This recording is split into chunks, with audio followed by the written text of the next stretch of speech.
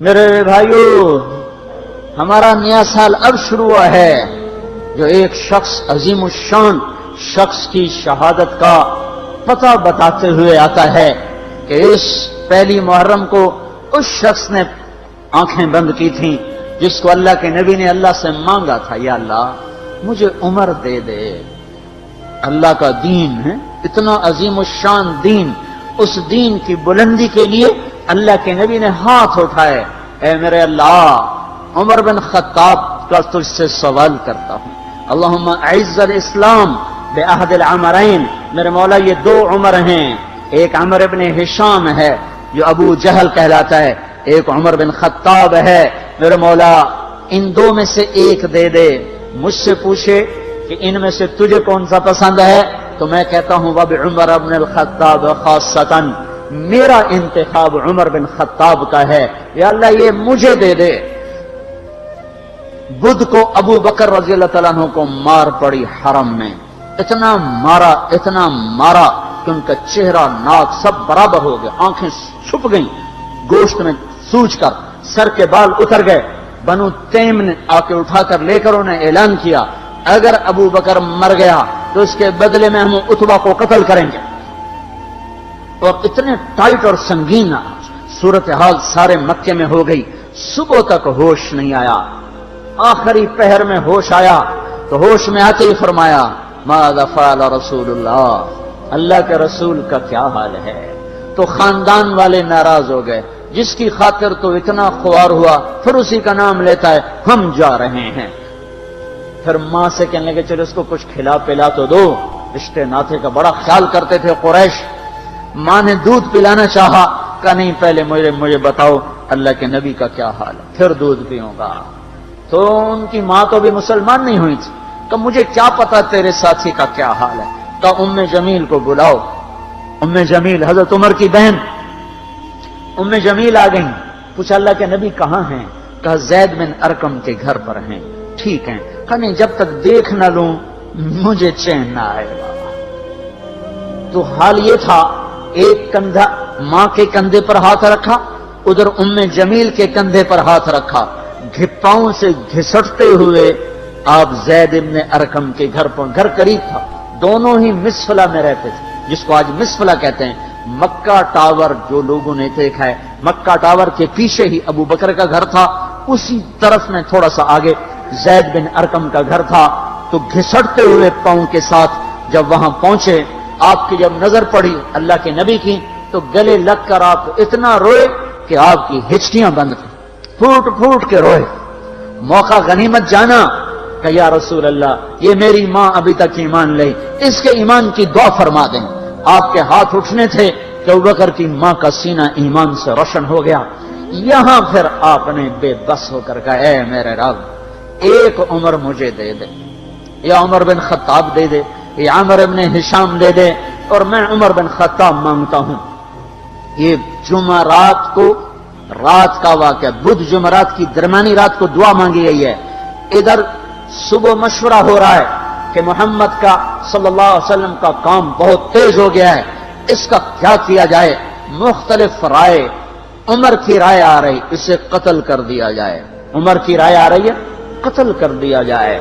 اوپر کیا فیصلے ہو چکے ہیں، نیچے کیا نظام چل رہے ہیں، پھر کون قتل کرے؟ کہ میں خود قتل کروں گا، میں خود قتل کروں گا۔ سارے قریش کہنے لگے بے شک تو ہی اس قابل ہے کہ تو اس کو قتل کر سکے، اور کسی میں یہ ہمت نہیں ہے۔ بنو ہاشم سے، بنو مطلب سے کون ٹکر لے گا؟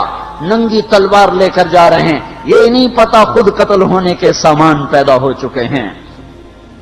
راستے میں نعیم بن مسعود ملتے ہیں، ارے عمر یہ سونتی ہوئی تلوار اور یہ غصے کے آثار کیا قصہ ہے؟ کہا آج محمد کا کام نمٹا دوں گا۔ کہنے لگے پہلے گھر کی خبر تو لے، کیوں؟ کہ تیری بہن مسلمان ہو چکی ہے، تیرے بہنوں ہی مسلمان ہو چکے ہیں۔ سارا غصہ ادھر منتقل ہو گیا، سیدھے پہنچے دروازے پہ دستک، وہاں خباب رضی اللہ تعالیٰ عنہ وہ ان کو قرآن پڑھا رہے تھے، دستک دی، ام جمیل نے یہ تو عمر آ گئے۔ خباب بھاگ کے اندر چھپے اور اندر تشریف لائے، آتے ایک تھپڑ مارا بہن کے منہ پر کہ تو بے دین ہو گئے، اور بہنوئی کو گرا کے مرنا شروع کیا، خون و خون کر دیا۔ سعید بن زید، یہ بھی عشرہ مبشرہ میں سے سعید بن زید۔ حضرت عمر رضی اللہ تعالیٰ عنہ کو یہ فضیلت حاصل ہے کہ عشرہ مبشرہ میں یہ ایک خاندان کے دو آدمی ہیں، عمر بن خطاب، سعید بن زید۔ سعید بن زید بہنوئی ہیں، یہ دونوں سالہ بہنوئی، دونوں عشرہ مبشرہ میں سے ہیں۔ جب مار مار تھک گئے تو ام جمیل نے کہا عمر جو کرنا ہے کر لے، حق نہیں چھوڑیں گے۔ غصہ اتر چکا تھا، قرآن باہر پڑا رہ گیا تھا کہ یہ کیا ہے دکھاؤ، کہ نہیں تو ناپاک ہے، نہیں دکھاؤں، ہاتھ نہیں لگا سکتی۔ تو ندامت تھی بہن کے خون دیکھ کر کہ تو میں کیا کروں، کہ پہلے نہاؤ پھر پکڑ سکتے ہو۔ نہائے، پکڑا، نصیب کے فیصلے بدل چکے تھے۔ سامنے آیا طٰہ ما انزلنا علیک القرآن لتشقى الا تذکرۃ لمن یخشى تنزیل ممن خلق الارض والسماوات العلی الرحمن علی العرش استوى له ما في السماوات وما في الارض وما بينهما وما تحت الثرى وان تجهر بالقول فانه يعلم السر واخفى اللہ لا الہ الا هو له الاسماء الحسنى وهل اتاك حدیث موسیٰ اذ رأى نارا فقال لأهلهم امكثوا إني آنست نارا لعلي آتيكم منها بقبس أو أجد على النار هدى فلما أتاها نودي يا موسى إني أنا ربك فاخلع نعليك إنك بالوادي المقدس طوى وأنا اخترتك فاستمع لما يوحى إنني أنا الله لا إله إلا أنا۔ جب یہاں پہنچے تو دل کپ کپا گیا، ایک دم ایمان اندر میں اترا، جسم فراشہ طاری ہو گیا کہ مجھے محمد کے پاس لے چلو۔ تو اسی وقت خباب نکل آئے کہ مبارک مبارک عمر، لگتا ہے رات کی دعا تیرے حق میں قبول ہو گئی۔